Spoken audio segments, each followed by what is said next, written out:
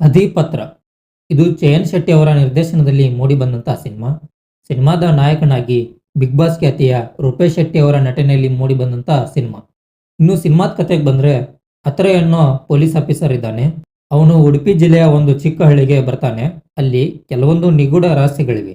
ಹಾಗೆ ನಮ್ಮ ಸಿನಿಮಾದ ಹೀರೋ ಸದ್ಯಕ್ಕೆ ಒಬ್ಬ ಅನಾಥ. ಆ ಒಂದು ಚಿಕ್ಕ ಹಳ್ಳಿಗೆ ಅತ್ರಯ್ಯ ಬರೋಕೆ ಕಾರಣ ಇದೆ. ಅದು ಏನಂದ್ರೆ, ಅದು ಅವನ ತಂದೆ ತಾಯಿ ಯಾರು ಅಂತ. ಅದು ಅವನಿಗೆ ಗೊತ್ತಾಗ್ಬೇಕಂದ್ರೆ ಆ ಊರಲ್ಲಿ ನಡೀತಿರುವ ನಿಗೂಢ ಕೊಲೆಗಳ ಪತ್ತೆ ಹಚ್ಚಬೇಕು. ಸೊ ಈಗ ನಮ್ಮ ಹೀರೋ ಅದನ್ನೆಲ್ಲ ಹೇಗೆ ಪತ್ತೆ ಹಚ್ತಾನೆ, ಹಾಗೆ ಅವನ ತಂದೆ ತಾಯಿ ಸಿಗ್ತಾರಾ ಇಲ್ವಾ ಅನ್ನೋದೇ ಈ ಸಿನಿಮಾದ ಪ್ಲಾಟ್. ಸಿನಿಮಾದ ಫಸ್ಟ್ ಹಾಫ್ ಅಲ್ಲಿ ಆ ಊರಿನ ಪೊಲೀಸ್ ಠಾಣೆಯ ಇನ್ಸ್ಪೆಕ್ಟರ್ ಸಸ್ಪೆಂಡ್ ಆಗಿದ್ದಾನೆ.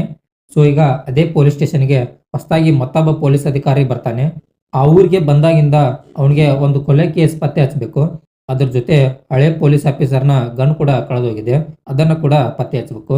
ಇದರ ನಡುವೆ ಅದೇ ಊರಿನ ಒಬ್ಬ ಪತ್ರಕರ್ತನ ಸಾವು ಕೂಡ ಆಗುತ್ತೆ. ಇದನ್ನೆಲ್ಲ ಕಂಡುಹಿಡಿಬೇಕು. ಇದು ಅವನ ಕರ್ತವ್ಯ ಅಷ್ಟೇ ಅಲ್ಲ, ಅವನ ಹುಟ್ಟಿನ ರಹಸ್ಯ. ಹಾಗೆ ಅವನ ತಂದೆ ತಾಯಿ ಯಾರು ಅಂತ ಇದನ್ನೆಲ್ಲ ತಿಳಿಬೇಕಂದ್ರೆ ಅವನು ಈ ಕೇಸ್ನ ಸಾಲ್ವ್ ಮಾಡಲೇಬೇಕು. ಅದು ಯಾಕೆ ಏನು ಇದನ್ನೆಲ್ಲ ನೀವು ಸಿನಿಮಾ ನೋಡಿನೇ ತಿಳ್ಕೋಬೇಕು. ಇನ್ನು ಸೆಕೆಂಡ್ ಹಾಫ್ ಅಲ್ಲಿ ಆ ಕೊಲೆ ಸುತ್ತ ಇರುವ ರಹಸ್ಯಗಳ ಬಗ್ಗೆ ಒಂದೊಂದಾಗಿ ಗೊತ್ತಾಗ್ತಾ ಹೋಗುತ್ತೆ. ಇನ್ನು ಕ್ಲೈಮ್ಯಾಕ್ಸ್ ಅಲ್ಲಿ ಅದು ಏನು, ಯಾಕೆ ಹೀಗಾಯ್ತು, ಇದೆಲ್ಲ ಅಚ್ಚುಕಟ್ಟಾಗಿ ಗೊತ್ತಾಗುತ್ತೆ. ಇಲ್ಲಿ ಒಳ್ಳೆ ಕತೆ ಇದೆ, ಆದ್ರೆ ಅದನ್ನ ಎಕ್ಸಿಕ್ಯೂಟ್ ಮಾಡಿರೋ ರೀತಿ ಅಷ್ಟು ಸರಿಯಾಗಿಲ್ಲ ಅಂತ ಅನಿಸ್ತು.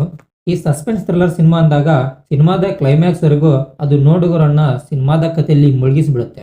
ಅದೇ ರೀತಿಯ ಕತೆ, ಆ ಸಸ್ಪೆನ್ಸ್ ಎಲ್ಲ ಈ ಸಿನಿಮಾದಲ್ಲಿ ಇತ್ತು, ಆದ್ರೆ ಅದನ್ನ ಕಟ್ಟಿಕೊಡೋ ರೀತಿ ಅಷ್ಟು ಸರಿಯಾಗಿಲ್ಲ ಅಂತ ಅನಿಸ್ತು. ಕೆಲವೊಂದು ಸಿನಿಮಾದ ಸೀನ್ಸ್ ಗಳನ್ನ ರಿಪೀಟ್ ಆಗಿ ಎಕ್ಸಿಕ್ಯೂಟ್ ಮಾಡಿರೋ ತರ ಇತ್ತು. ಸಿನಿಮಾದ ಕ್ಲೈಮ್ಯಾಕ್ಸ್ ನೋಡಿದಾಗ ಅದು ನಮಗೆ ಕಾಂತಾರ ಸಿನಿಮಾವನ್ನ ನೆನಪು ಮಾಡೋದಂತೂ ಪಕ್ಕ. ಅದನ್ನ ಬಿಟ್ರೆ ಒಂದೊಳ್ಳೆ ಗುಡ್ ಸಿನಿಮಾ ಅಂತಾನೆ ಹೇಳ್ಬೋದು. ನಾವು ಯಾವಾಗ್ಲೂ ಹೇಳ್ತೀವಿ, ಕತೆ ಚೆನ್ನಾಗಿದ್ರು ಅದನ್ನ ಇನ್ನಷ್ಟು ಬಲಿಷ್ಠ ಮಾಡೋ ಆಯುಧ ಅಂದ್ರೆ ಅದು ನಿಮ್ಮ ರೈಟಿಂಗ್. ಆ ಇಂಟೆಲಿಜೆಂಟ್ ರೈಟಿಂಗೇ ಈ ಸಿನಿಮಾದಲ್ಲಿ ನಮಗೆ ಕಾಣಿಸ್ಲಿಲ್ಲ. ಇನ್ನು ಪರ್ಫಾರ್ಮೆನ್ಸ್ ಅಂತ ಬಂದ್ರೆ, ರೂಪೇಶ್ ಶೆಟ್ಟಿ ಅವರು, ಜಾನ್ವಿ ಅವರು, ಪ್ರಕಾಶ್ ಮಿನಾಡ್ ಅವರು, ದೀಪಕ್ ರೈ ಅವರು, ರಘು ಪಾಂಡೇಶ್ವರ್ ಅವರು, ಇನ್ನುಳಿದ ಎಲ್ಲಾ ಕಲಾವಿದರು ತಮಗೆ ಕೊಟ್ಟ ಪಾತ್ರಗಳನ್ನ ತುಂಬಾ ಅಚ್ಚುಕಟ್ಟಾಗಿ ನಿಭಾಯಿಸಿದ್ದಾರೆ ಅಂದ್ರೆ ತಪ್ಪಾಗಲ್ಲ. ಸೊ ಇದಾಗಿತ್ತು ಈ ಒಂದು ಸಿನಿಮಾದ ಬಗ್ಗೆ ನನ್ನ ಒಂದು ರಿವ್ಯೂ.